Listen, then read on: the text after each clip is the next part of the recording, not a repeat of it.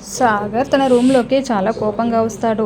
దాన్ని చూసిన నర్మద, నీకు ఇలాంటి పిచ్చి పిచ్చి సలహాలన్నీ ఇస్తున్నది మా నాన్నే కదా అని అడుగుతూ ఉంటుంది. ఆ మాటలకి సాగర్ సైలెంట్గా ఉంటాడు. ఇక నర్మద హాయిగా సంతోషంగా ఉన్న ఇంటిని విడగొట్టడానికి ఆయనకి ఎందుకు బుద్ధి లేదు? ఆయన ఏదో చెప్తూ ఉంటే ఆయన మాటలకి ఇన్ఫ్లుయెన్స్ అయ్యి మీరు ఆయన ఏది చెప్తే అదే చేస్తారా అని నర్మద నిలదీస్తూ ఉంటే, ఇంకా దానికి సాగర్, అసలు ఆయన మాటలకి ఇన్‌ఫ్లూయెన్స్ అవ్వడం కాదు. అసలు ఈ ఇంట్లో ఉండడం నాకు ఇష్టమే లేదు. అసలు ఈ ఇంట్లో ఉన్న వాళ్ళందరూ ఎలా ప్రవర్తిస్తున్నారో చూస్తున్నావు కదా! అని అంటాడు. ఇంకా దాంతో నర్మద, అసలేం మాట్లాడుతున్నావు సాగర్ అని నర్మద అంటుంది. రోజు ఏం జరిగిందో నువ్వు చూడలేదు కానీ నా ఎంప్లాయీస్ అందరి ముందు నా పరువు పోయింది. ఆయన నన్ను నడి రోడ్డు మీద అందరి ముందు తిడుతూ ఉంటే అందరూ నన్ను ఎలా చూసారో నీకేం తెలుసు అని సాగర్ అంటూ ఉంటాడు.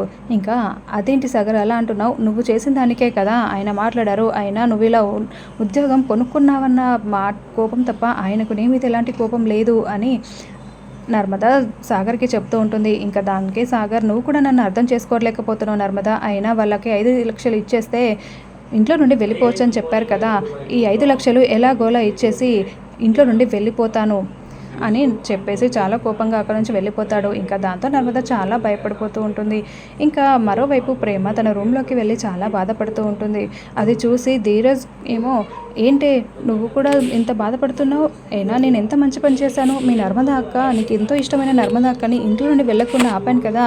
అది చేసినందుకు నువ్వు వచ్చి నన్ను గట్టిగా హక్ చేసుకొని ముద్దుల మీద ముద్దులు పెడతావని అనుకుంటే నువ్వేంటే ఇలా బాధపడుతున్నావు అని ధీరజ్ మాట్లాడుతూ ఉంటే ప్రేమ అలా చూస్తూ ఉంటుంది.